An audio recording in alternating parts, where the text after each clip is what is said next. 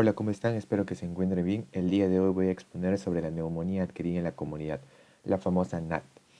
En primera instancia vamos a empezar con la definición de una neumonía para poder entender toda esta enfermedad, esta patología, que no es nada más que es un tipo de clasificación de la neumonía. La neumonía se va a definir como una inflamación del parénquima pulmonar debido a un agente infeccioso. Quiere decir que se va a inflamar todo el pulmón, cualquier parte del pulmón evidentemente, como pueden ser los bronquios, pueden ser los sacos alveolares, los alveolos, los acinos, el intersticio pulmonar, la pleura, entre otros. Pero es debido por un agente infeccioso que puede ser un hongo, puede ser un virus, puede ser un parásito, puede ser una bacteria, etcétera, entre otros microorganismos.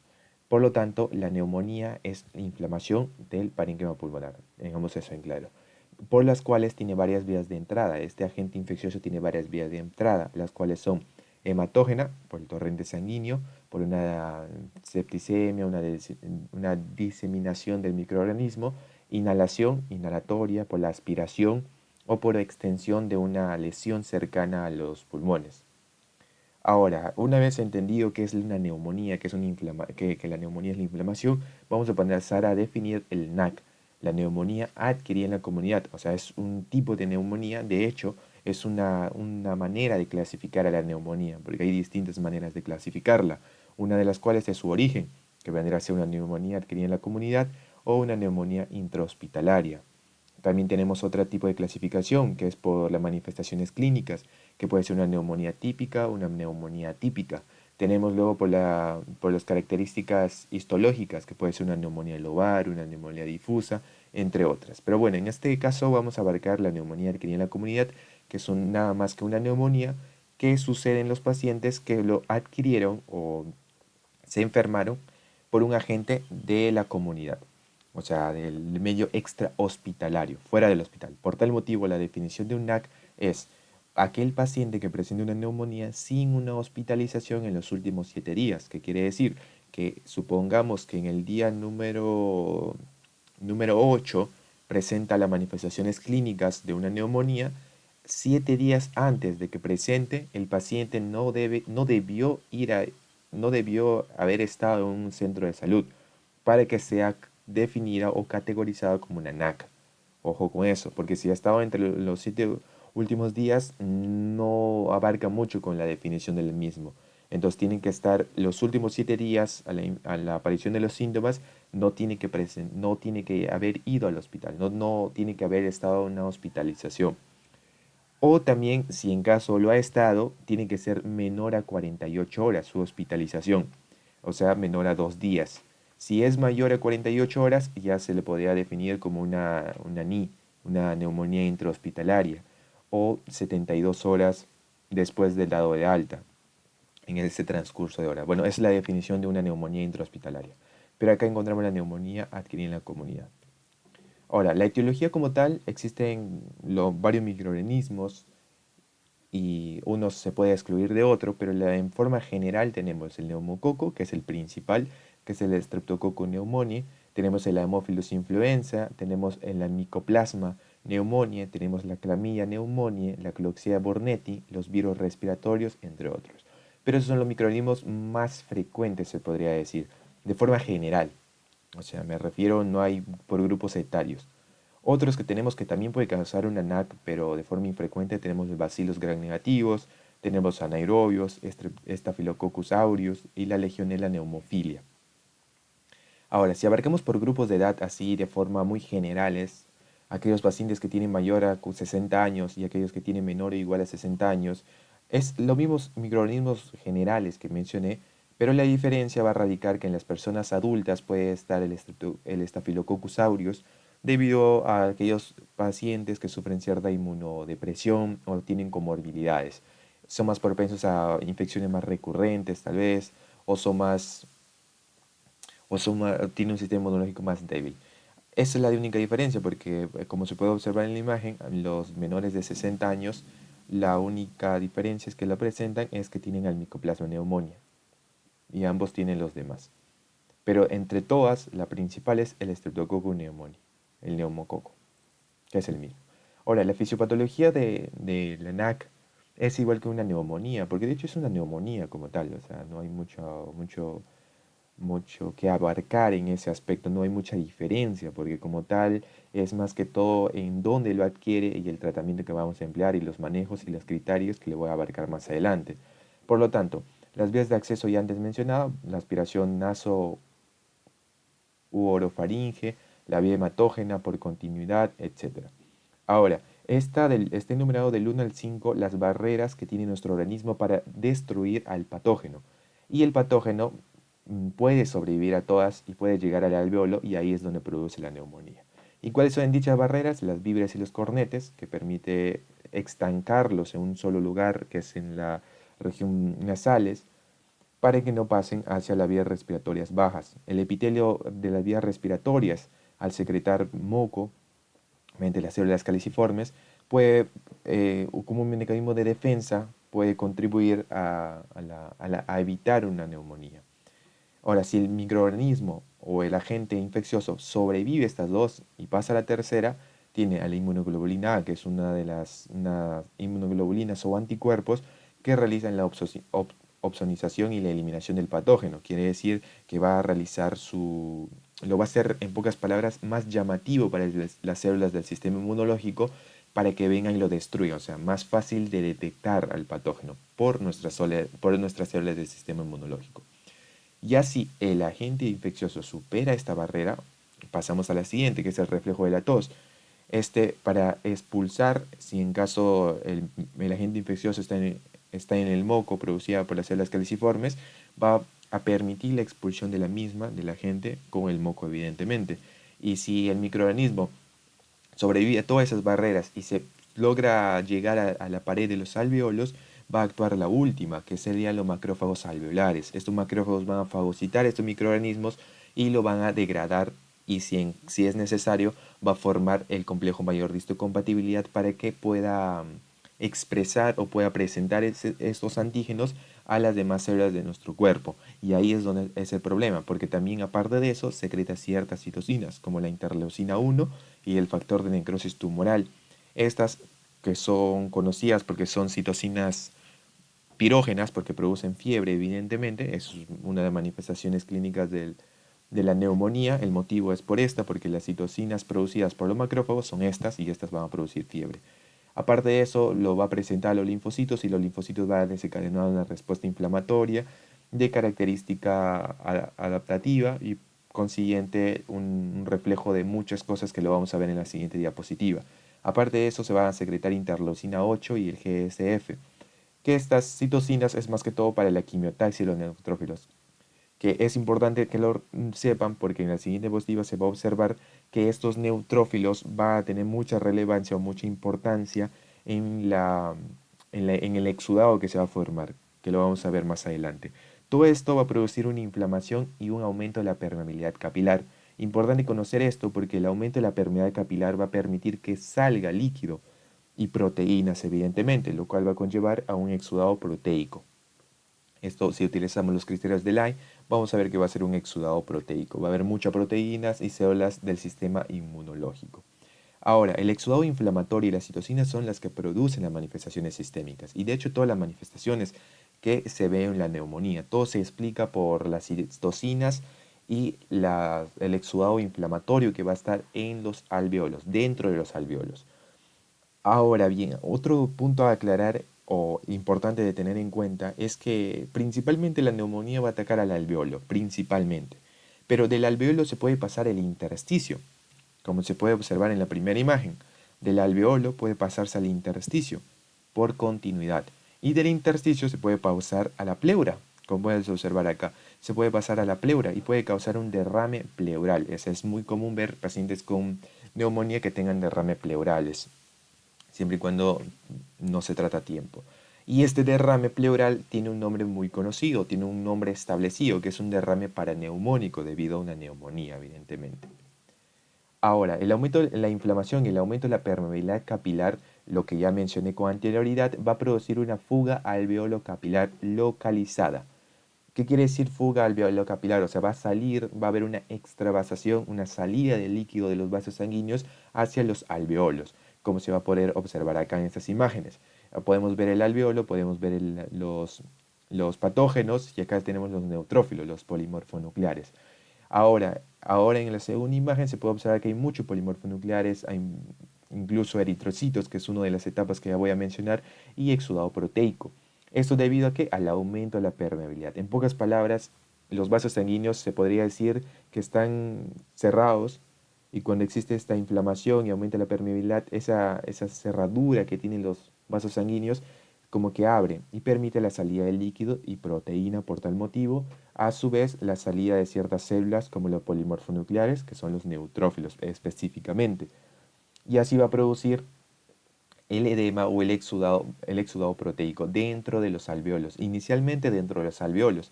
Y esto es importante conocerlo porque esto explica por qué los pacientes con una neumonía presentan crepitantes en el examen físico del tórax que puede no tenerlo, sí no lo puede tener sibilantes incluso. ¿Por qué sibilantes? Por el broncoespasmo que produce esta fuga alveolocapilar.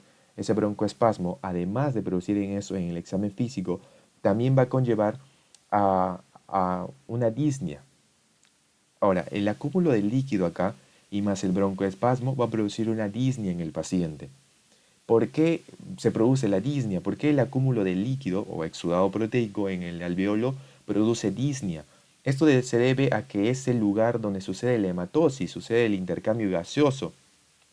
Por tal motivo, si hay líquido va a impedir con este intercambio gaseoso, entonces el oxígeno no va a ir correctamente al vaso sanguíneo y va a producir una hipoxemia y un shock, y un shunt, con una disminución del volumen y de la distensión del pulmón. Esto también más que todo se va a ver cuando hay un derrame pleural, cuando los pulmones no se pueden distender correctamente, no se pueden expandir, no pueden abrirse para que ingrese el aire correctamente por las presiones que presenta el tórax. Entonces, el paciente va a presentar disnea. Cuando el paciente tiene disnea, como mecanismo de defensa, se podría decir, el paciente va a hiperventilar, va a aumentar la frecuencia respiratoria, va a haber una taquipnia, va a haber una taquipnia. O sea, el paciente va a aumentar su frecuencia respiratoria mayor a 24 respiraciones por minuto, lo cual es malo porque si esto se mantiene constante va a producir una alcalosis respiratoria debido a que el oxígeno se va a, perdón, el dióxido de carbono se va a excretar con mayor facilidad, o sea, más rápido. Entonces el pH sanguíneo va a subir, por eso es que se produce una alcalosis respiratoria. Ahora bien, en la ANAC o la ENEC, como lo quieran ustedes llamar, describió una secuencia de 4 etapas que son progresivas en la enfermedad de la neumonía, las cuales están enumeradas del 1 al 4, como se puede observar, y siguen ese orden. Primero se forma un edema, luego la hepatización roja, hepatización gris y la resolución de la patología. En el edema es más que todo líquido, que líquido es el exudado proteico, lo que acabo de mencionar por el aumento de la permeabilidad capilar, va a salir líquido a los alveolos, entonces va a haber un edema en los alveolos. Pero también, aparte de salir líquido y proteínas y células polimorfonucleares o células del sistema inmunológico, también van a salir eritrocitos, y ahí vamos a la segunda etapa, que es la hepatización roja, que es esta, en la segunda imagen. ¿Por qué es roja? Por la cantidad de eritrocitos que da esa coloración rojiza, porque hay eritrocitos en esta zona, en los alveolos, estos en los alveolos. ¿Y por qué se denomina hepatización? Porque la forma que asemeja esta acción es como la del hígado, histológicamente, ¿no? De los hepatocitos, los capilares sinusoidales, etcétera, de ese aspecto. Por eso es que se denomina hepatización, porque da ese aspecto de un corte histológico hepático. Y roja por el color de los eritrocitos, donde va a haber un eritrocitos en el exudado intracelular, perdón, intraalveolar celular. También hay neutrófilos, pero predominantemente, o lo que se va a caracterizar en esta segunda etapa, es los eritrocitos en los alveolos. Ahora sigue la hepatización gris. La hepatización, el mismo motivo, porque asemeja o da un aspecto a un corte histológico del hígado. Y gris es debido a que los eritrocitos se van a destruir, se van a degradar. Por tal motivo va a dar esta coloración gris en esta zona. Y también va a haber depósitos de fibrina, como se puede ver en la imagen. Depósitos de fibrina y va a eliminarse la bacteria. O sea, ya la etapa se va terminando, ya vamos a una resolución. que es la cuarta etapa en la cual los macrófagos van a ser las células predominantes en los alvéolos. No va a haber agente infeccioso, no van a haber eritrocitos, va a haber un poco de fibrosis, incluso se va a eliminar la fibrina por fibrosis y se va a resolver la neumonía como tal. Y eso sería la secuencia de las 4 etapas progresivas de la enfermedad de la NEC, que es edema, hepatización roja, hepatización gris y la resolución. La resolución ya hay mejoría en la enfermedad, ya se está resolviendo, valga la redundancia. Ahora, en este apartado que podemos observar acá, lo coloqué para poder observar criterios. ¿Ok? Acá ya vamos a estar abarcando ciertos criterios, pero criterios más que todo para estratificar la gravedad de la neumonía en la NAC. Ya estamos abarcando una neumonía adquirida en la comunidad. Criterios para la NAC, que hay varios criterios que le voy a mencionar a continuación, pero la que está en la imagen es el criterio del CURB 65.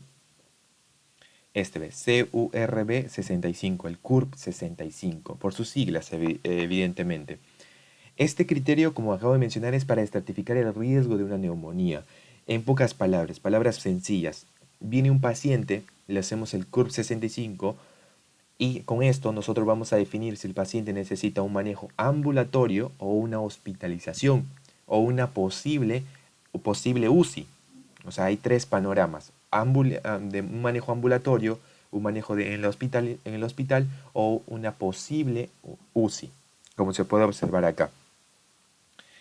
Este criterio CURB es la más sencilla para acordarse, pero hay más criterios que también sirven para lo mismo. Incluso hay uno que es el criterio del PCI, que es mucho más específico que el CURB, pero tiene la misma finalidad, pero es más específico.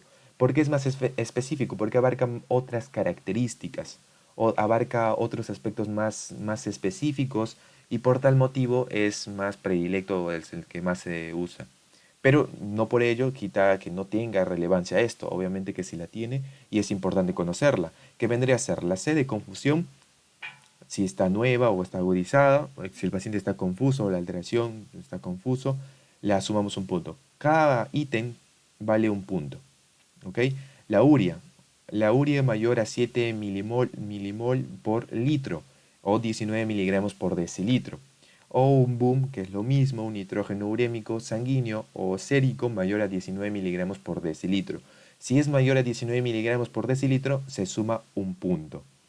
Si no, no se suma puntos, se entiende que es un cero. La respiración, R viene de respiration, respiración. Acá lo que vamos a medir es la frecuencia respiratoria, que tiene que ser mayor o igual a 30 respiraciones por minuto para poder considerar un punto. Si no, no se considera. La B viene de blood pressure, que es la presión arterial. Acá se abarca dos cosas, la presión arterial sistólica menor a 90 milímetros de mercurio o la presión diastólica menor o igual a 60 milímetros de mercurio. Si cumple, se le agrega un punto. ¿Cómo lo podemos interpretar esto? Por ejemplo, un paciente tiene 95 sobre 59 de presión arterial, entonces sí cumple un punto. ¿Por qué? Tal vez la presión sistólica no es menor a 90, pero la diastólica sí. Por eso hay un conector que es la O, porque es uno u otro. Y por último, el 65 hace referencia más a la edad. Mayor o igual a 65 años se va a sumar un punto. Si el paciente tiene menor a 65 años, pues evidentemente no se suma un punto. Y luego se suman los puntajes y si tiene un valor del 0 a 1, el manejo va a ser ambulatorio. El riesgo tampoco es elevado, por eso es el que el manejo es ambulatorio. Si tiene un punto de 2, el tratamiento o el manejo es en el hospitalario. Tiene un riesgo más elevado que el anterior, pero no tanto como el tercer punto, que es cuando todo suma mayor o igual a 3. Ahí el ingreso es un posible UCI. No es predilecto, pero es un posible UCI. Tenemos que ver los otros criterios que lo vamos a abarcar. Es un posible UCI y la mortalidad aumenta, evidentemente. Ahora, las manifestaciones clínicas, existen múltiples manifestaciones clínicas que puede tener un paciente con neumonía, pero las cuales se mencionan en generales, la fiebre, el escalofríos, las mialgias, las artralgias, la cefalea, la diaforesis, cianosis y malestar general. Incluso hay una clasificación, como mencionaba al inicio, una clasificación de la neumonía según sus manifestaciones clínicas, que es en típica y atípica, que lo vamos a ver más adelante. El tracto respiratorio inferior, manifestaciones del tracto respiratorio inferior, tenemos tos purulenta o hemoptoica. ¿Por qué es una tos purulenta o puede ser hemoptoica? La purulenta o mucopurulenta es debido al exudado proteico que se produce en los alveolos. Y, y hemoptoica puede ser por los eritrocitos dentro del mismo. Por tal motivo, explica esta tos. La disnea, por la dificultad respiratoria, lo que ya mencioné anteriormente, por el broncoespasmo, por el edema que sucede en los alveolos. La taquipnia, el aumento de la frecuencia respiratoria para poder compensar esta disnea que tiene el paciente. El dolor pleurítico, esto más que todo también se relaciona con el derrame paraneumónico, el derrame pleural que puede tener el paciente. Los crepitantes o sibilantes en el examen físico, incluso hay otras características en el examen físico que se va a ver en la neumonía. Asociaciones a complicaciones. La neumonía también se puede asociar a complicaciones como una falla respiratoria, puede producir sepsis, un shock séptico, una disfunción orgánica simple, un derrame pleural o infecciones extrapulmonares. Acá está la diferencia entre una neumonía típica y una neumonía atípica. ¿Cuál es la diferencia? En primera instancia tenemos la fiebre. En la típica la fiebre suele ser mayor a 38 grados Celsius. En la típica suele no haber fiebre o suele ser una febrícula, o sea, una fiebre, un aumento de la temperatura no tan alta de lo habitual. En ambos hay disnea. En el típico hay una tos productiva que es mucopurulenta o hemoptoica y en la típica hay tos seca. En la típica hay dolor pleurítico, incluso también hay dolor abdominal, y en la típica hay cefaleas, mialgias, artralgias, entre otras características más que pueden ser atípicas. Y también en el examen físico, en el caso del atípico, en el examen físico respiratorio del tórax, lo que se va a observar es una normalidad, o sea, va a estar normal.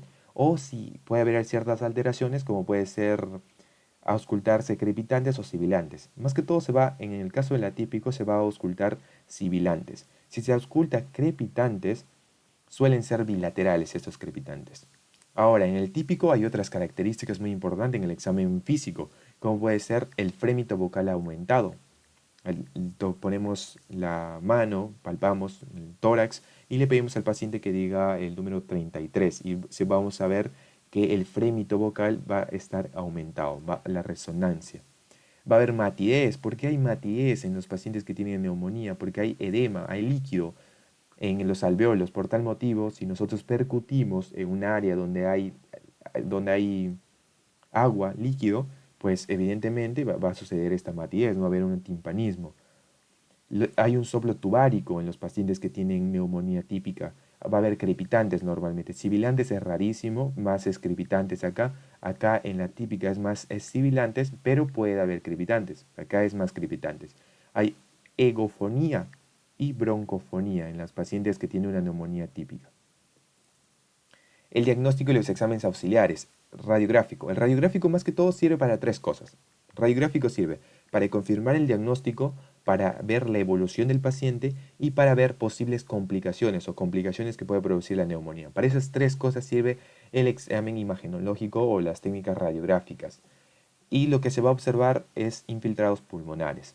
Podemos emplear tres cosas, un TAC torácico, ecografía o una radiografía del tórax, de las cuales el que más se utiliza es la radiografía, pero también la ecografía es muy útil para, incluso mucho mejor que la radiografía, para observar mejor las características del pulmón. El TAC más que todo se va a utilizar para diagnósticos que son difíciles, es decir, viene un paciente y no sabemos con exactitud qué es lo que tiene, por tal motivo se utiliza un TAC. O cuando la ecografía y la radiografía del tórax no nos dan el diagnóstico, no nos confirman, por lo tanto vamos a algo más especializado, se podría decir. Lo serológico, la muestra del suero para observar ciertos microorganismos atípicos como la Chlamydia pneumoniae, como el Mycoplasma pneumoniae. También en los pacientes que están hospitalizados en UCI por una ANA grave, pedimos una muestra de la orina para ver ciertos microorganismos como el Streptococcus pneumoniae o la Legionella pneumophilia. Para seguimiento utilizamos el PCR, la proteína C reactiva o la procalcitonina para el seguimiento de la patología, para ver cómo está evolucionando el paciente. En lo microbiológico lo que utilizamos son los cultivos y la tinción de Gram, entre otras cosas. Los cultivos para ver que más que todo para ver la etiología como tal, al microorganismo, el agente infeccioso que está causando esta neumonía, la tinción de Gram para diferenciar entre un Gram negativo y Gram positivo, pero lo microbiológico no es tan necesario, debido a que a veces se emplea tratamiento empírico, pero no es tan necesario, no se realiza tanto en los pacientes, pero siempre es bueno para tener una mejor eficacia en el tratamiento y poder realizar un mejor manejo. En los pacientes que sospechamos que tienen TBC, por ejemplo en el Perú, que es muy prevalente, se debe realizar el bacilo de Koch. Ahora, los criterios diagnósticos de neumonía adquirida en la comunidad son los siguientes. El paciente tiene que presentarles 4 criterios para poder confirmar que es una neumonía. Primero, manifestaciones clínicas de infecciones respiratorias agudas bajas. Debe tener al menos una de las tres, que es disnea, tos mucopurulenta o dolor pleurítico. 2. Alteraciones locales en el examen físico. Puede ser crepitantes, sibilantes, egofonía, broncofonía, etcétera, entre otras características que acabo de mencionar. 3. La presencia de al menos uno de los síntomas generales que he mencionado, fiebre mayor a 39 grados centígrados, escalofríos, diaforesis, mialgias. Y por último, 4. La ausencia de otra patología que explique toda esta sintomatología que presenta el paciente. Ahora, abarcando un poco de criterios para terminar luego con el tratamiento, tenemos los criterios de severidad del NAC, que este es el criterio del ATS, ATS y DSA. Este criterio es útil para una neumonía severa, como le indica en la parte inferior, pero no se utiliza tanto al inicio debido que es muy inespecífico. Más que inespecífico, no te dice mucho, porque por ejemplo, como lo menciona ahí, para que, para que un paciente sea clasificado como una neumonía severa, tienen que tener al menos un criterio mayor o debe tener al menos 3 criterios menores y nada más. Eso quiere decir que es un paciente, supongamos que tenga 2 criterios menores, pero con otras escalas, otros criterios, está estratificado con una neumonía. Entonces, pero es importante conocerlo. Los criterios mayores están acá, la ventilación mecánica invasiva, el shock séptico con necesidad de vasodilatadores y los criterios menores que están acá enumerados. Lo pueden poner pausa si lo quieren ver a mayor detalle. Tenemos la escala pronóstico de FINE, el PSI, que es la Pneumonia Severity Index, el criterio de una neumonía severa. Este criterio esta es la que deberíamos de utilizar más porque es mucho más específico. ¿Por qué es específico? Porque es mucho mejor que la CURV 65. Porque esta abarca la gasometría, abarca las patologías asociadas o antecedentes patológicos, la epidemiología, abarca ciertas manifestaciones clínicas y por lo tanto abarca mucho más el espectro que abarca es mucho más amplio, por tal motivo es más específico. Y abarca la edad en años en varones, y en caso el paciente es varón. Acá lo que hace referencia es que si por ejemplo el paciente tiene 25 años, vamos a sumar de 25. O sea, ya tenemos 25 puntos, se podría decir, porque abarca la edad. Si es una mujer, por ejemplo, que tenga 30 años, le sumamos a su edad 10 puntos más, entonces llevamos 40 puntos. Y así, y luego ya empezamos con 10 más 10 más 10, todo vale 10 a diferencia de estos dos. Así las residencias, enfermedades, acá los antecedentes, las enfermedades que puede tener el paciente, la alteración del estado mental, esto hace referencia en el CUR 65 como la confusión, la frecuencia respiratoria que también se ve en el CUR, que es mayor a 30 respiraciones por minuto, la presión arterial sistólica que también se observa en el CUR, o sea, se podría decir que esto es un CUR modificado, porque abarca más cosas, los antecedentes, la epidemiología y la gasometría que la vamos a ver ahora. La temperatura, el pulso, la presión arterial, abarcando ya la gasometría, que tenga acidosis, el boom, abarcando el CUR, el sodio, la glucosa, el hematocrito, la presión de oxígeno y el derrame pleural. Y todo esto lo sumamos y acá están las clases, que son 5 clases. Si el punto es menor a o sea, si el paciente tiene menos de 70 puntos, el manejo es ambulatorio. Nada más, el manejo es ambulatorio. Si tiene de 71 puntos a 90 puntos, el manejo va a ser en el hospital, como se puede observar acá, observación corta, pero se maneja en el hospital. Y si tiene de 91 a 130, también el manejo es hospitalario, y mayor a 130 también es hospitalario con una posible UCI. Esto suele ser más específico, abarca mucho más cosas de los cuales nos puede ayudar a ser más preciso en el manejo.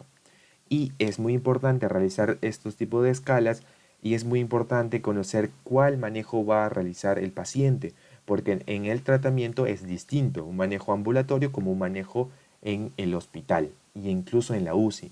El tratamiento es muy distinto. Abarcan ciertos fármacos, pero el tratamiento es distinto como tal.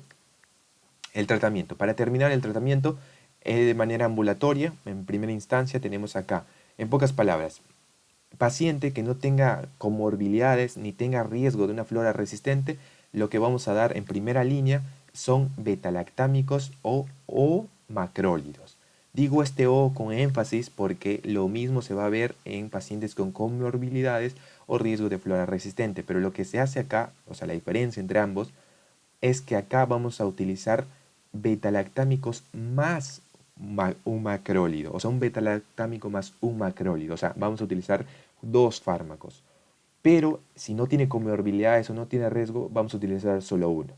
Puede ser un betalactámico o puede ser un macrólido. ¿Qué betalactámicos utilizamos? En primera línea podemos utilizar acitromicina 500 miligramos cada 24 horas, o amoxicilina 1 gramo cada 8 horas, o la claritromicina 500 miligramos cada 12 horas. Como vía alternativa, en caso de que no tengamos el macrólido, podemos utilizar la doxiciclina 100 miligramos cada 12 horas. El tiempo de tratamiento también es importante. Acá es de 7 a 10, otras bibliografías mencionan que es de 5 a 7, y en la mejor medida o lo mejor o lo ideal es que el tratamiento sea lo más corto posible. ¿Para qué? Para evitar los efectos secundarios o efectos adversos. Y como es ambulatorio, la duración suele ser menor, a diferencia del hospitalario, que el tratamiento es mayor. Ahora, acá podemos utilizar un fármaco, pero cuando tiene comorbilidades utilizamos betalactámicos, la amoxicilina 1 gramo cada 8 horas, o amoxicilina más ácido clavulánico 2 gramos cada 12 horas, más un macrólido. La citromicina 500 miligramos cada 24 horas, o podemos utilizar la claritromicina 500 miligramos cada 12 horas. Si en caso no tenemos la pauta A de primera línea, que es esta, podemos utilizar otra alternativa, que es la pauta B, también es por vía oral. En el ambulatorio todo es por vía oral. En el hospitalario es solo por vía intravenosa los pacientes que están en UCI, porque vamos a ver también que existe otra clasificación. En la pauta B por vía oral podemos utilizar fluoroquinolonas respiratorias, que es el moxifloxacino, el gemifloxacino o el levofloxacino. Y ambos, tanto la pauta A como la pauta B, van a durar el tratamiento de 7 a 10 días o de 5 a 7 días, dependiendo del paciente. Ahora, en este punto quiero recalcar y quiero enfatizar que en la menor medida debemos de utilizar fluoroquinolonas respiratorias. ¿Por qué? Porque en nuestro medio, el Mycobacterium tuberculosis, puede producir resistencia a esto. Por ejemplo, viene un paciente que tiene neumonía, lo trato con fluoroquinolonas. Esta fluoroquinolona respiratoria, más que todo si el paciente es alérgico a los betalactámicos. Por tal motivo lo trato con fluoroquinolonas respiratorias, pero estoy corriendo un riesgo de que el paciente, si es que tiene Mycobacterium tuberculosis, pueda producir este patógeno, pueda producir resistencia a estos fármacos. Y eso es muy grave debido a que el tratamiento puede variar. Por tal motivo, en lo máximo posible, tratar de evitar utilizar fluoroquinolonas. Ahora, el tratamiento hospitalario, en hospitalización hay dos, al igual que el anterior que había en paciente que tenía comorbilidad y en paciente que no tenía comorbilidad. O sea, es distinto. Al igual que acá. Pero acá es en un paciente que no requiere terapia intensiva, pero sí está hospitalizado, sí requiere hospitalización, pero no es tan grave como el paciente que está en UCI, que requiere terapia intensiva. En terapia intensiva todo es por vía intravenosa. En que no requiere terapia intensiva es por vía oral. Y acá en primera línea, al igual que en el ambulatorio, utilizamos betalactámicos más macrólidos, pero los betalactámicos cambian, no son la amoxicilina. Acá utilizamos cefalosporinas. Acá utilizamos la ceftriaxona 2 gramos cada 24 horas, utilizamos la cefotaxima 2 gramos cada 8 horas o la ampicilina 2 gramos cada 6 horas. Acá es ceftriaxona, acá es un error de tipeo. Y un macrólido, lo que ya mencioné, los anteriores, podemos utilizar acitromicina 500 miligramos cada 24 horas o podemos utilizar claritromicina 500 miligramos cada 6 horas. Y como vía alternativa a la primera línea podemos utilizar ampicilina más claritromicina. En pacientes que son alérgicos se usan quinolonas respiratorias. Pero vuelvo y repito, en la menor medida evitar utilizar quinolonas respiratorias o utilizarla siempre y cuando sea necesario, por la resistencia que puede generar el Mycobacterium tuberculosis en pacientes de TBC, y más que todo en el Perú, que suele ser una patología todavía muy prevalente. Y la duración cambia, la duración es un poco más prolongado, de 10 a 14 días. En el tratamiento ambulatorio es de 7 a 10 días, o sea, aumenta un poco más. Pero otras bibliografías mencionan de 7 a 10 días. ¿Ok? Y en pacientes que tienen UCI, todas por vía intravenosa, acá vamos a manejar dos cosas. El paciente que esté en UCI, si el agente etiológico que sospechamos o ya lo confirmamos es una pseudomona o no es pseudomona. Si en caso es una pseudomona, perdón, si en caso no es una pseudomona, lo tratamos igual con betalactámigos, que son más que todo cefalosporinas, y acitromicina, o un uso de una fluoroquinolona. Podemos utilizar la ceftriaxona, la cefotaxima, la ampicilina más el sulbactam, 3 gramos cada 6 horas, más una acitromicina, o sea, dos fármacos. O podemos utilizar fluoroquinolonas en lugar de la acitromicina. Ahora, si el paciente, la etiología que tiene, que sospechamos o que ya se confirmó, es una pseudomona, hay tres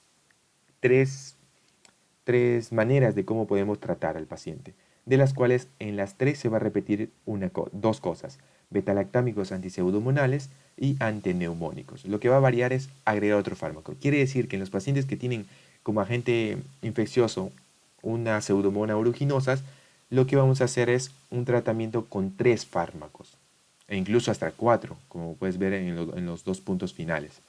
En el primer punto, betalactámico antipseudomonal, antineumónico, ciprofloxacino o levofloxacino. Agregamos un ciprofloxacino o podemos utilizar levofloxacino. En la segunda manera de cómo tratar, betalactámico antipseudomonal, antineumónico, más un aminoglucósido y más acitromicina. Y otra alternativa para la pseudomona es betalactámico antipseudomonal, antineumónico, más un aminoglucósido, pero en lugar de acitromicina utilicemos una quinolona antineumónico. Y los fármacos están, las familias de estos fármacos, o bueno, los fármacos que utiliza son la piperacilina con el tazobactam, 4.5 gramos cada 6 horas. Utilizamos la cefepima, que es un antipseudomónico, 2 gramos cada 8 horas. El imipenem, 1 gramo cada 8 horas, o podemos utilizar 500 miligramos cada 6 horas. El meropenem, 1 gramo cada 8 horas. El levofloxacino, de 500 a 700 miligramos cada 6 horas. Ahora, si el paciente que está hospitalizado no es una pseudomona, sino puede ser un SARM, un Staphylococcus aureus resistente a la meticilina, podemos utilizar dos fármacos: vancomicina o podemos utilizar linezolid. La dosis está ahí. Vancomicina utilizamos 20 miligramos por kilo por día, cada 12 horas, o podemos utilizar el linezolid, 600 miligramos cada 2 horas. Y acá hay un resumen de todo lo que acabo de mencionar en el tratamiento, tanto un poco más sintetizado y de otra bibliografía que es de 5 a 7 días. Acá en el tratamiento hospitalizado es de 7 días, pero esta bibliografía mencionaba de 10 a 14 días y así sucesivamente. Entonces, para recalcar o para sacar un poco este contenido, lo que se utiliza en tratamiento ambulatorio por vía oral, en tratamiento hospitalizado por vía intravenoso. La duración de los días también es importante, y los fármacos que se pueden encontrar acá de manera muy resumida. Acá tenemos hasta alternativas, pero acá también es el fármaco electos para esto. Incluso tenemos acá para el MARS o el SARM, el estafilococo resistente a la meticilina, vancomicina, y utilizamos la vancomicina o el linezolid. Se puede utilizar cualquiera de ambos, pero lo que más creo se utiliza es la vancomicina. Y eso sería todo. Muchas gracias.